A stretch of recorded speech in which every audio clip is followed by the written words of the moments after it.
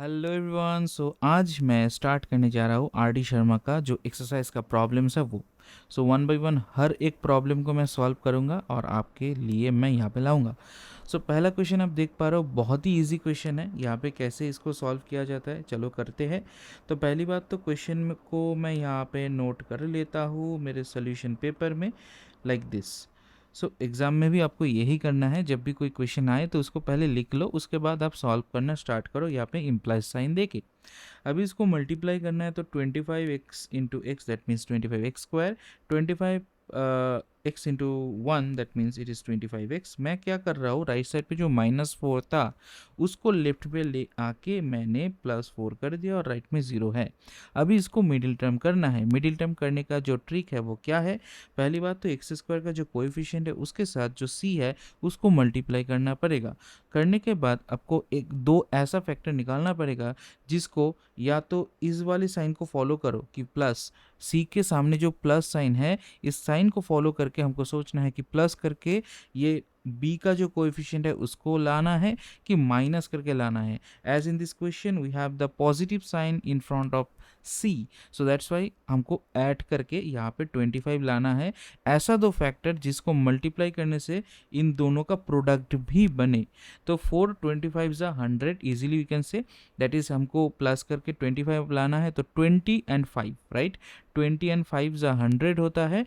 तो 5 एंड 20 को अगर ऐड करें तो 25 भी बनता है। तो मेरा सॉल्यूशन तो हो गया 25x स्क्वायर। और यहाँ पे क्या है, इसको मैं लिख सकता हूँ 20 + 5 ब्रैकेट में x + 4 that is equals to 0। यहाँ पे अब अगर मल्टीप्लाई कर दो ब्रैकेट से निकाल लो, अगर ऐड कर दोगे तो फिर से तो वही आ जाएगा ना जो क्वाड्रेटिक इक्वेशन पहले था। तो 20x प्लस यहाँ पे 5x + 4 इज इक्वल टू 0। यहाँ पे क्या है, अगर मैं यहाँ पे 5x को कॉमन ले लूँ, 5x, it will be 5x + 4, या राइट 4। वाई? बिकॉज मैंने 5x को कॉमन लिया। कॉमन लेने का मतलब इंडिविजुअल टर्म को डिवाइड करना होता है। तो इसको अगर 5 से डिवाइड करो तो 5, एज x भी कॉमन ले लिया तो यहाँ पे x एक रह जाएगा क्योंकि यहाँ पे पावर था 2। यहाँ पे अगर 5 कॉमन ले लिया तो 5 4 सा 20, तो 4 रह गया, लेकिन x तो कॉमन ले लिया, x नहीं रहेगा। और बाद वाले सीन में क्या देखते हैं कि यहाँ पे अगर +1 मैं कॉमन ले लेता हूँ तो इट इज़ 5x + 4। अभी हो गया मेरा काम। अभी ओवरऑल क्या करेंगे, कॉमन लेंगे। जो क्लास 8 में हम लोग सीखे थे कि कॉमन लेके फैक्टराइज करो, वही वाला चीज़ है यहाँ पे। 5x + 4 that is multiplied with 5x + 1 and you have your answer. Now we know the product of two things is if 0, then you can say either of them is 0. So that's why you can say either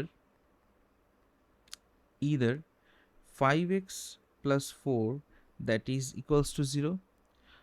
यहाँ पे हम क्या कर सकते हैं, 5x that is equal to -4। यहाँ पे x is equal to -4/5। एक तो ये आंसर निकल के आ रहा है।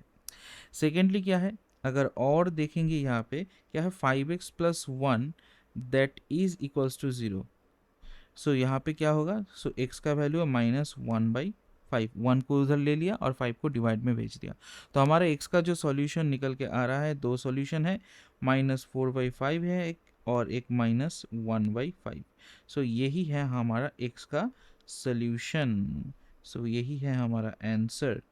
ओके, मिलते हैं अगले वीडियो में अगले प्रॉब्लम के साथ। तब तक के लिए कीप प्रैक्टिसिंग।